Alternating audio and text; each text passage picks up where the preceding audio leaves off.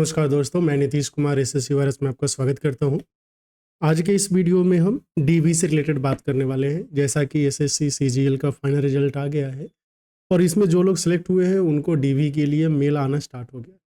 अब पहली बार जो लोग गवर्नमेंट जॉब में सेलेक्ट हुए हैं उनके सामने बहुत बड़ी समस्या रहती है, बहुत सारा कन्फ्यूजन रहता है कि जो सर्टिफिकेट दिया है मेडिकल सर्टिफिकेट उसको कैसे बनाना है, अटेस्टेशन फॉर्म को कैसे फिल करना है। तो इस वीडियो में हम इन्हीं सारी बातों पे चर्चा करेंगे और अपने नॉलेज में जितना हमें पता है वो आपके साथ शेयर करेंगे। जैसा कि आपको पता है कि 2020 सीजीएल के थ्रू हमारा सिलेक्शन हुआ था कोलकाता कस्टम्स पे और अभी हम पीओ के पद पे कार्यरत हैं। तो हमें जो मेल आया था डीवी के लिए हम उसी पीडीएफ को शेयर करके उसमें जो इन्फॉर्मेशन है वो आपके साथ शेयर करेंगे। आपका पोस्ट अलग हो सकता है लेकिन जो डीवी का प्रोसेस है उसकी जो रिक्वायरमेंट्स है उसमें ज़्यादा चेंजेस नहीं आता है। तो इस वीडियो से आपको काफ़ी सहायता मिलने वाली है। तो मेनली हम जिन मुद्दों के बारे में बात करने वाले हैं उसमें है आपका कि मेडिकल सर्टिफिकेट के बारे में आपको क्या क्या ध्यान रखना है, अटेस्टेशन फॉर्म को कैसे फिल करेंगे और एक identity certificate and character certificate होता है और इसको किससे साइन करवाना है आपको जानना ज़रूरी है। और आपके सामने जो भी वीडियो लाया जाता है इसको बनाने में काफ़ी मेहनत लगती है, तो अगर आपको फ़ायदा पहुँच रहा है तो फिर वीडियो को लाइक, शेयर एंड चैनल को सब्सक्राइब ज़रूर कीजिए। इसके अलावा चैनल पे एक वायरल फीवर सीरीज करके आ रहा है जिसमें हम जो भी आपके टॉपिक्स है उसमें जो इम्पोर्टेंट कॉन्सेप्ट है, इम्पोर्टेंट जो फॉर्मूला है उसका हम डिस्कशन करेंगे। ध्यान दीजिए ये वही फॉर्मूले एंड कॉन्सेप्ट हो गए जिस पे क्वेश्चन पूछे जाते हैं। तो बिना किसी देरी के चलिए शुरुआत करते हैं अब वीडियो की। तो आपको जो मेल आएगा उसमें मेडिकल सर्टिफिकेट फॉर फिटनेस ये वाला डॉक्यूमेंट अटैच किया हुआ रहेगा। यहाँ पे अगर आप देखोगे तो ये लिखा हुआ है पोस्ट फॉर इंस्पेक्टर ब्रैकेट में प्रिवेंटिव ऑफिसर। ऐसा इसलिए क्योंकि मेरा सिलेक्शन इसी पोस्ट पे हुआ था और जैसा कि हमने बोला हमें जो पीडीएफ आया था, हमें जो डॉक्यूमेंट आए थे, हम उसी को लेके आपके साथ डिस्कशन करने वाले हैं। तो ये जो 1 2 3 4 5 दिख रहा है ना, यहाँ पे आपका क्या होता है, ये थंब इम्प्रेशन होता है। लेफ्ट थंब इम्प्रेशन मतलब left finger, thumb and finger total मिला के 5 एंड पाँचों का यहाँ पे इम्प्रेशन लगाना होता है। ये इम्प्रेशन आप कहाँ लगाएंगे, आपको सीएमओ ऑफिस में जाके लगाना होता है। अच्छा, ये सीएमओ ऑफिस क्या है आप ये समझिए। सबसे पहले तो आपको ये देखना है कि ये जो मेडिकल सर्टिफिकेट है इस पर साइन कौन करेंगे। कोई भी जाके डॉक्टर से आप साइन नहीं करवाइएगा, वो नहीं चलेगा। देखिए यहाँ लिखा हुआ है कि सिविल सर्जन चाहिए। सिविल सर्जन का पोस्ट पहले रहता था, अब नहीं रहता है। आपको सीएमओ चीफ मेडिकल ऑफिसर या फिर district medical officer of health यहाँ जाना है। जनरली जो सीएमओ है आप वहाँ जाके करवा सकते हैं। आपको ये डाउट हो रहा होगा सीएमओ क्या है, तो डिस्ट्रिक्ट में एक हॉस्पिटल होता है जिसका नाम होता है डिस्ट्रिक्ट हॉस्पिटल, वहीं पे सीएमओ का ऑफिस होता है। आपको वहाँ पे जाके और ये इस सर्टिफिकेट पे साइन करवा लेना होता है। अब देखिए जैसे ही आप वहाँ पे जाएंगे, जो सीएमओ के ऑफिस में जाएंगे तो आपको एक चालान दिया जाएगा जिस पे नॉमिनल फ़ी होता है मेडिकल सर्टिफिकेट का। वो चालान पे जाके आपको नियरेस्ट जो बैंक है जिससे वो हॉस्पिटल एसोसिएटेड है वहाँ पे जमा कराइए। वो आपको रिसीविंग देंगे, रिसीविंग लेके आपको आना है सीएमओ के ऑफिस में, फिर वो आगे का कार्रवाई करेंगे। तो जैसे कि हमने आपको बताया कि जो थंब इम्प्रेशन है आप घर से लगा के नहीं जाइए, वहीं सीएमओ ऑफिस में जाएंगे तो वहाँ के जो लोग हैं उनके सामने लगा लेना होता है, जो डेजिग्नेटेड लोग हैं उनके सामने। और ये देखिए ये जो नेम है ना, आपका नेम एंड कोई डिजीज़ है या नहीं यहाँ पे, फिर आपकी जो डिजीज़ अगर है उसके कारण आपको डिस्क्वालीफाई किया जा सकता है या नहीं, ये यहाँ पे भरेगा। और आपका नेम अगेन, फिर आपसे वो पूछेंगे कि आपका एक्चुअल एज क्या है और आप कितने साल के दिखते हैं। ठीक, बात ये है कि क्या ये डेटा आप खुद फिल करेंगे, आंसर है नहीं, आप गलती से भी फिल नहीं कीजिएगा। ये जो है यहाँ पे जो इस पे साइन करेंगे ना वही फिल करते हैं, तो आप खुद से भर के नहीं जाइएगा, ये सलाह है। अदरवाइज फालतू का आप वहाँ पे डांट खा लेंगे।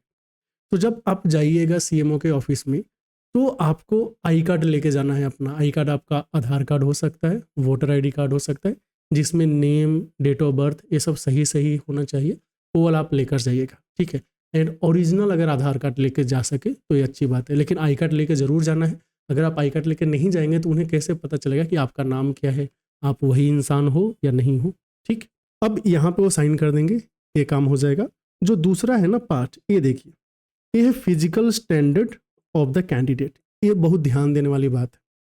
जैसे प्रिवेंटिव ऑफिसर के लिए जो फिजिकल का क्राइटेरिया था, एक हाइट था। जैसे अगर मेल कैंडिडेट के लिए देखिएगा तो ये हाइट था 157.5 सेंटीमीटर, ये मिनिमम होना चाहिए। और यहाँ वर्ड्स में, और चेस्ट का मिनिमम कितना था, 81 सेंटीमीटर मिनिमम होना चाहिए विथ 5 सेंटीमीटर एक्सपेंशन। तो आप बोल सकते हैं 76 सेंटीमीटर।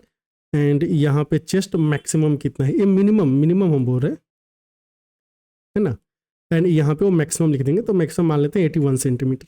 मेरा ये कहना है कि जब आप मान लीजिए वहाँ पे गए और सीएमओ के ऑफिस में गए, और ये जो मेजरमेंट करने वाले वो खुद होते हैं, वो आपका हाइट वगैरह सब मेजर कर लेंगे। ध्यान देना है यहाँ पे जो फील करे, ये जो आपका मिनिमम क्राइटेरिया है ना, उसको सेटिस्फाई करे।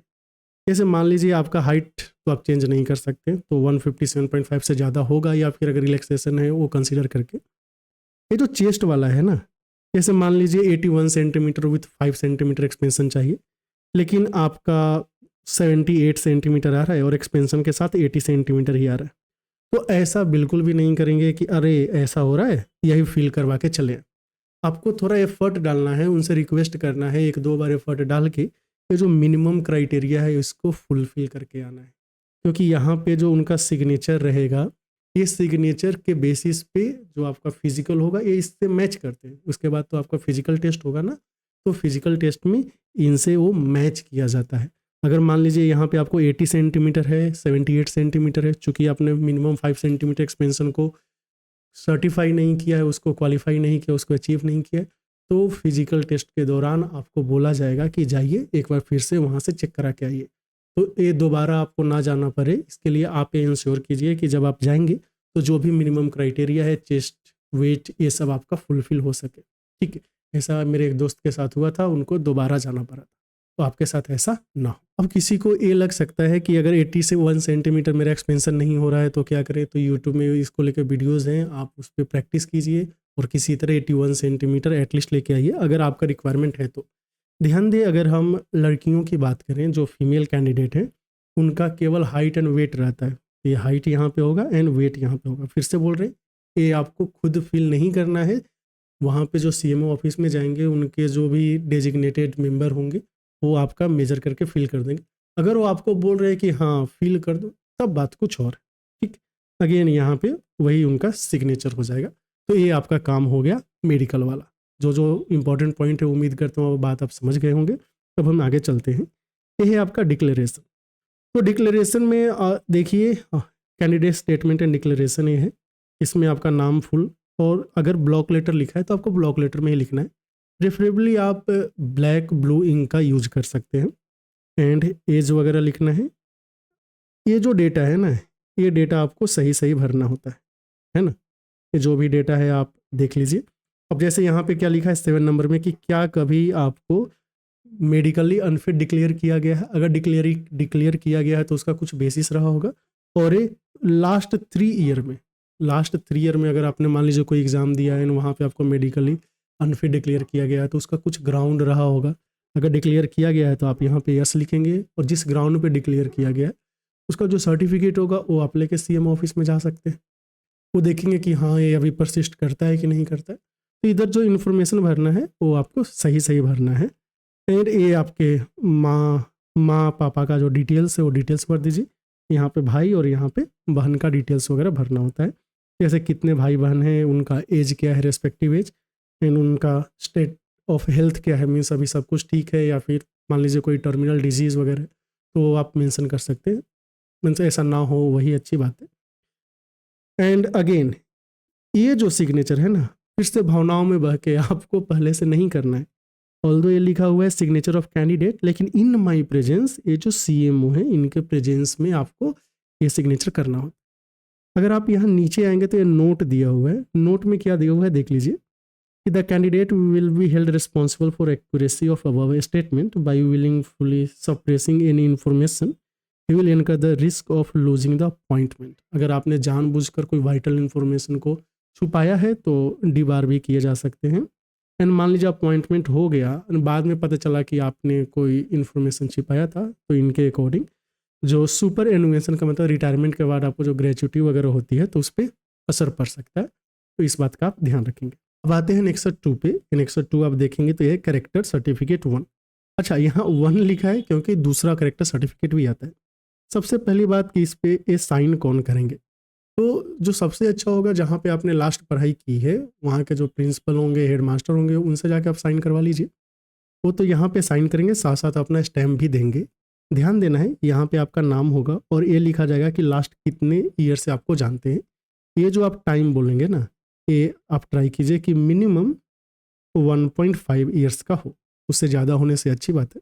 इसके अलावा आपके अगर दोस्त में कोई गेस्टेड ऑफिसर है, उनसे आप साइन करवा सकते हैं, उनका भी चलेगा। या फिर कोई मेडिकल में है, क्योंकि मेडिकल वालों के पास भी रहता है आपका गेस्टेड ऑफिसर, वो लोग रहते हैं तो साइन कर सकते हैं। इसके अलावा आप इलाके के एमएलए एमपी जो हैं उनके पास भी जाके साइन करवा सकते हैं।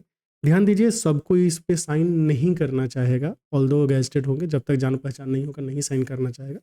तो इसकी तैयारी आप पहले से ही कर ले, एंड जो साइन करने वाला लायक है उन्हीं से साइन करवाना है और उनका स्टैंप जरूर लेना है और ये इंश्योर करना है कि इधर मिनिमम 1.5 ईयर्स हो।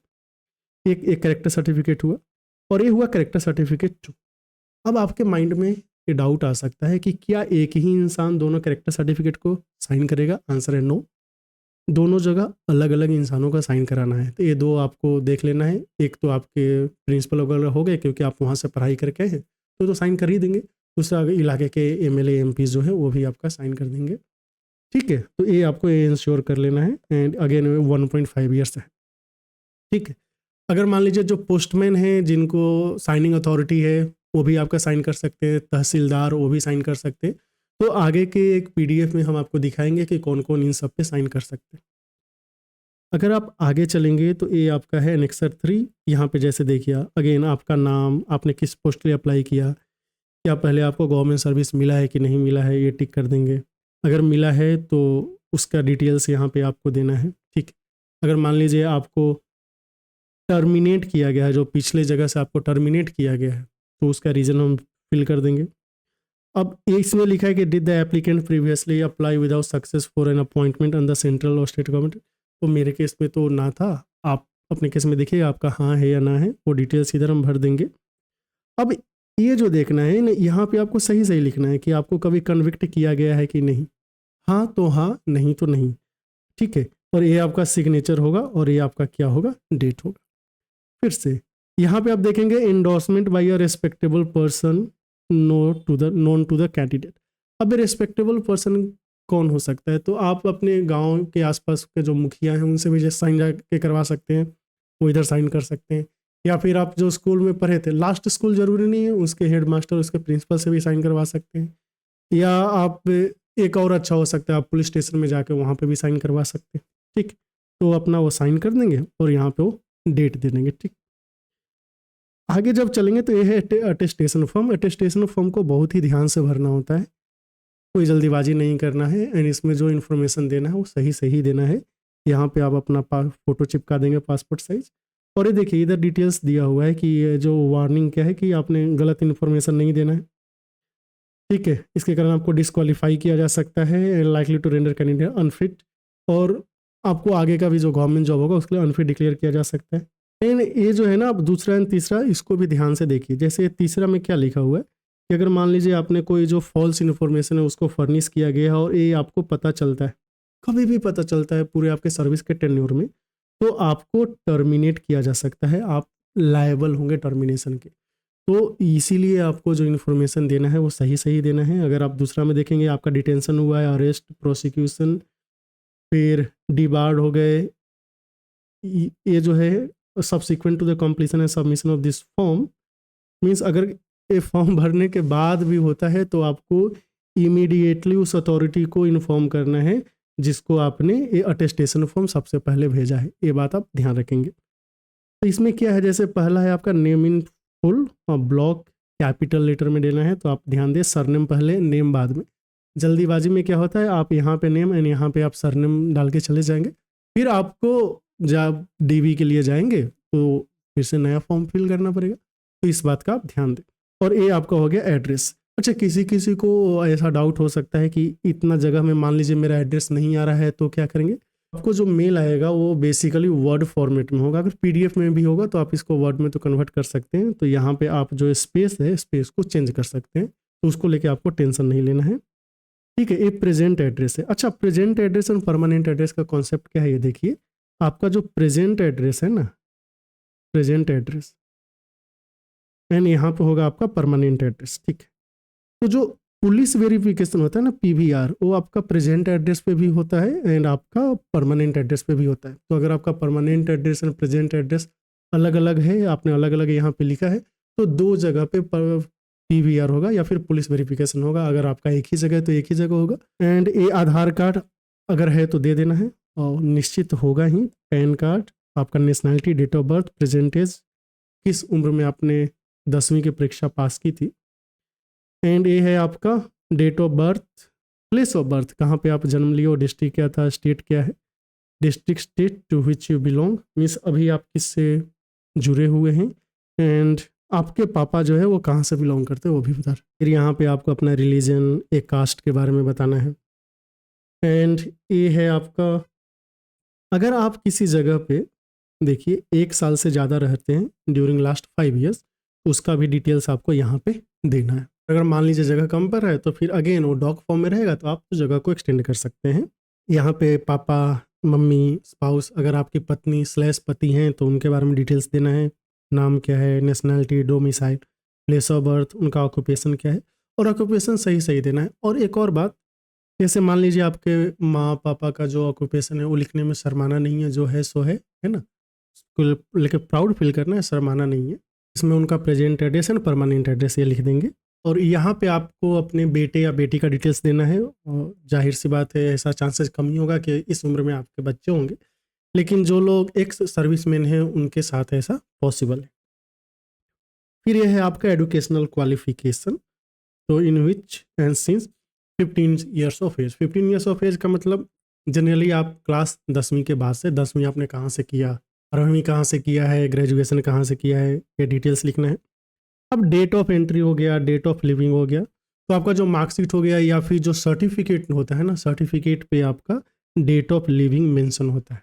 ठीक है, डेट ऑफ एंट्री कब पता चलेगा, तो डेट ऑफ एंट्री जैसे मान लीजिए आपने कॉलेज में एडमिशन लिया है, उस समय आपको एक पर्ची मिलता है, रजिस्ट्रेशन सर्टिफिकेट उस पर लिखा रहता है। अगर मान लीजिए आपने स्कूल में एडमिशन लिया है और आपको पता नहीं चल रहा है, तो क्या करेंगे, स्कूल में जाके पूछेंगे, वहाँ पर रजिस्टर मेंटेन रहता है, वहाँ से जाकर आपको पता चल जाएगा। ठीक, अगर एग्जैक्ट डेट नहीं पता है, मान लीजिए आपको डे में गड़बड़ी है, तो आप मंथ एंड ईयर सही लिख दीजिए, कम से कम उतना तो कर ही सकते हैं। और ये आपका बोर्ड या फिर यूनिवर्सिटी जिससे आप पास हुए हैं, या फिर जिसके अंदर आपका कॉलेज / जो स्कूल था वो एफिलिएटेड था। अब ये आपका लिखा हुआ है कि आपका गवर्नमेंट या क्वासी गवर्नमेंट सेक्टर में जॉब है या नहीं है, इसके बारे में आपको डिटेल्स देना है। अगर जॉब है तो कब से कब तक था, nature of employment, full address of employer, इसके बारे में आपको डिटेल्स देना है, ध्यान दीजिए। एंड आपको पब्लिक पीएसयू में भी है या फिर प्राइवेट फॉर्म इंस्टीट्यूशन में है, उसके बारे में भी आप लिखना है। ठीक, आगे चलिए। ये जो 15 नंबर है, यहाँ पे यस एंड नो का ऑप्शन है, तो आपको एक सेलेक्ट कर लेना है। जैसे मान लीजिए अगर आप अरेस्ट नहीं हुए हैं तो नहीं को टिक कर देंगे कि अरेस्ट नहीं हुए।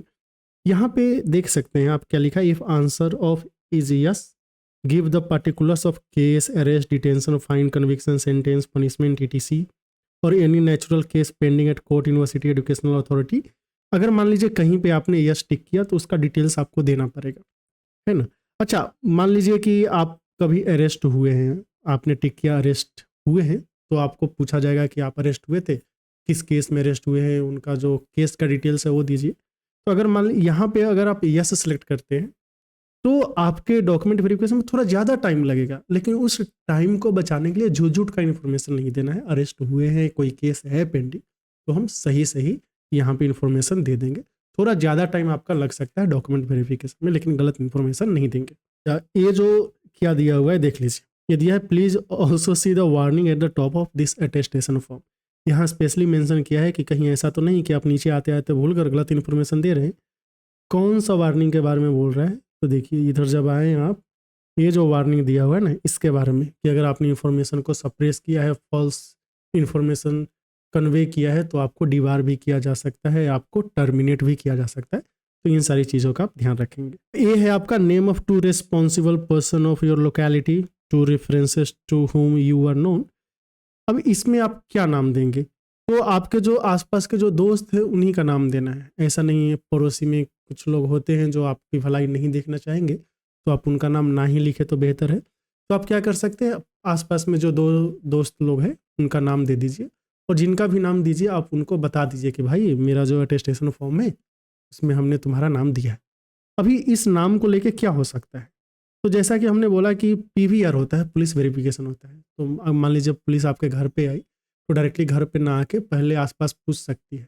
जैसे आपने यहाँ पे नाम दिया है क्या, मोहन, तो बोलेगी कि मोहन तुम सोहन को जानते हो? तो कि हाँ, कैसा लड़का है, ये वो स्लैश लड़की है, उसके बारे में डिटेल्स वगैरह पूछेंगे। तो ये मेनली वहीं पे काम आता है, तो आप ये दे देना, ठीक। फिर अगेन ये आपका क्या है, डिक्लेरेशन है, वो डेट एंड प्लेस यहाँ पे आपको साइन कर देना है। अब ये जो है ना आइडेंटिटी सर्टिफिकेट, देखिए ये नीचे फिर से एक आपको आइडेंटिटी सर्टिफिकेट दिखे। आइडेंटिटी सर्टिफिकेट को कौन कौन साइन कर सकते हैं, ऐसे देखेंगे तो आपका ये नाम है, आपके सन डॉटर किनके हैं उनके बारे में डिटेल्स दिया हुआ है, और कितने साल से जानते हैं, अगेन 1.5 साल कम से कम लिखवा लेंगे। एंड ये आपका उनका सिग्नेचर होगा, उनका स्टेटस होगा, उनका एड्रेस होगा, उनका प्लेस और डेट, यहाँ तक कोई दिक्कत नहीं है। अब ये जो लोग दिए हुए हैं ना, और जो आपका करेक्टर सर्टिफिकेट है वो इनमें से आप किसी से भी साइन करवा सकते हैं। जैसे गैजेटेड ऑफिसर सेंट्रल या स्टेट के, एमपी हो गए, स्टेट लेजिस्लेचर हो गए, जहाँ पे आप रहते हैं ऑब्वियसली, या फिर आपके मम्मी पापा रहते हैं, एसडीएम हो गया, एसडीओ हो गए, तहसीलदार हो गए, डिप्टी तहसीलदार जिनके पास मैजिस्ट्रियल पावर है, ये सब दिया हुआ है। प्रिंसिपल, हेडमास्टर, रिकग्नाइज्ड कॉलेज/कॉलेज// इंस्टीट्यूशन जहाँ पे आप पढ़े हैं वहाँ पे जाके आप साइन करवा सकते हैं। बीडीओ, पोस्ट मास्टर भी साइन कर सकते हैं, तो पोस्ट मास्टर तो आपके पास जाके साइन करवा लीजिए, वो तो जान पहचान के ही होंगे आपके, या फिर पंचायत इंस्पेक्टर, इन सब से आप साइन करवा सकते हैं, ठीक। तो बहुत सारे ऑप्शन यहाँ पे मिल जाएंगे और आप आसानी से साइन करवा लेंगे, आपको ज़्यादा टेंशन लेने की ज़रूरत नहीं है। ये जो है ये आपका ऑफिस फिल करता है। जैसे मेरे केस में आपका कमिश्नर ऑफ कस्टम्स A&A का मतलब होता है airport and air cargo complex, custom house 15/1 stand road, Kolkata. ये वहाँ का क्या है, आपका एड्रेस है वो। एंड ये ऑब्वियसली इंस्पेक्टर लिखा हुआ है क्योंकि हमें इंस्पेक्टर का पद मिला था। ये है आपका क्या, डिक्लेरेशन। चलिए डिक्लेरेशन देख लेते हैं। I was not a member of any lawful organisation, और ये सब आप देख लीजिए, ये आपने डिक्लेयर करना है कि आप अनमैरिड है कि मैरिड है, ये सब। और नीचे आप ये सर्टिफाई करते हो कि हमने जो इन्फॉर्मेशन ऊपर दिया है वो इन्फॉर्मेशन क्या है, सही है। अगेन फिर से फॉल्स इन्फॉर्मेशन नहीं देना है यहाँ, ठीक है आपका फॉर्म ऑफ एप्लीकेशन। तो इसमें अपना नाम अगेन कैपिटल में, religion, date of birth, age on date means जिस दिन आप फॉर्म भर रहे हैं उस दिन आपका एज क्या है। अगर आप एज डायरेक्टली कैलकुलेट नहीं करते हैं तो गूगल पे जाके एज कैलकुलेटर होता है, वहाँ से कर लेंगे। आपका एजुकेशनल क्वालिफिकेशन, मतलब जो हाईएस्ट एजुकेशनल क्वालिफिकेशन है वो फिल करेंगे। जैसे आपने मास्टर्स किया है तो मास्टर्स लिखिए। Place of birth again same, home address, present address क्या है। अच्छा, यहाँ पे जो आप होम एड्रेस और प्रेजेंट एड्रेस लिखे हैं ना, यही वाला आपको अटेस्टेशन फॉर्म में भी डालना है। ऊपर जो आप देख रहे थे प्रेजेंट एड्रेस आया था ना शुरू में, चलिए यहाँ पे देख लीजिए, किधर गया, हाँ, ये प्रेजेंट एड्रेस, होम एड्रेस, वो सेम ही डालना है, अलग अलग नहीं करना है। ऐसा ना हो कि आपके अटेस्टेशन फॉर्म में ही जो इन्फॉर्मेशन है दो जगह पे वो मिसमैच हो रहा है, ये तो अच्छी बात नहीं है।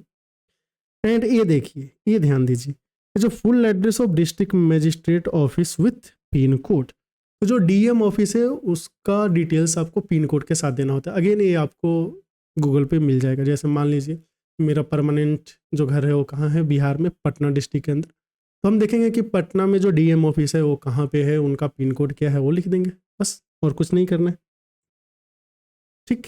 एंड ये अगेन आप पापा का नाम, उनका नेशनैलिटी, उनका होम एड्रेस, पाकिस्तान के आप डोमिसाइल हैं या नहीं ये आप लिख दीजिएगा। एंग्लो इंडियन के लिए ये अलग, ठीक। Dated and signature of candidate means आपको डेट लिख के साइन कर देना है। अब ये जो है ना, ये बहुत ही इंपॉर्टेंट पोर्शन पे हम लोग आ गए हैं। ये बोला है कि ऑन फर्स्ट एम्प्लॉयमेंट, मतलब ये उनको भरना है जो लोग पहली बार गवर्नमेंट जॉब ले रहे हैं। जैसे हमने इसको फिल किया था। अगर आपका दूसरा जॉब है या फिर सब्सिक्वेंट तीसरा, चौथा, पाँचवा है तो आपको ये फिल करने की ज़रूरत नहीं है। फिर से ये केवल फर्स्ट एम्प्लॉयमेंट के केस में फिल करना है। अगर आपका सेकंड, थर्ड, फोर्थ वाला है तो फिल करने की ज़रूरत नहीं है, क्योंकि ऑलरेडी आपका जो रिकॉर्ड है वो गवर्नमेंट के पास होता है। ये डिटेल्स आप देख लीजिए, किनका किनका डिटेल्स देना है। मान लीजिए आपके मम्मी पापा में से कोई पब्लिक सर्विस में है तो उनका डिटेल्स आपको देना है, और यहाँ पे आपका नाम एंड डेजिग्नेशन। डेजिग्नेशन क्या, जैसे प्रिवेंटिव ऑफिसर के लिए अप्लाई किया तो प्रिवेंटिव ऑफिसर हो जाएगा डेजिग्नेशन। अब ये भी आपको फर्स्ट अपॉइंटमेंट में फिल करना होता है। ये वाला जो पार्ट है इसको भी काफ़ी ध्यान से आप फिल करेंगे। ये है आपका immovable property on first appointment. Again पहले अपॉइंटमेंट में आपको फिल करना है। तो आपका जो है जैसे नेम ऑफ इतना इतना इतना प्रॉपर्टी, अगर कोई प्रॉपर्टी है उसके बारे में लिखेंगे, डिटेल्स वगैरह लिखना है, प्रेजेंट वैल्यू क्या है, ठीक, ये सब सारी डिटेल्स देना है। अब ये होता क्या है कि ये इसको मैच किया जाता है। जैसे इनिशियली हमने फिल किया कि मेरा प्रॉपर्टी जो है वो कुछ भी नहीं है, अगले साल फिर आपको IPR एक फिल करना होता है जिसको बोलते हैं ई मूवेबल प्रॉपर्टी का जो डिटेल्स है वो फर्निश करना होता है। और फिर आ गया आपके पास कुछ प्रॉपर्टी आ गया, फिर ये बताना होता है कि यहाँ पे जो आपने खरीदा है वो कैसे खरीदा है, ठीक, तो ये सारी डिटेल्स देने होते हैं, हर साल देना होता है, हर साल IPR जो आता है वो फिल करना होता है। अगेन यहाँ पे आपको signature and date, again signature and date कितना ज़्यादा आ रहा है आप देख ही पा रहे हो। यह डिक्लेरेशन, अब अगर आप SC कैंडिडेट है या फिर EWS है तो आपको जो ऑप्शन आएगा वो आएगा आपका सबमिटेड बाय EWS कैंडिडेट, ठीक, तो आप इसको आराम से फिल कर दीजिएगा।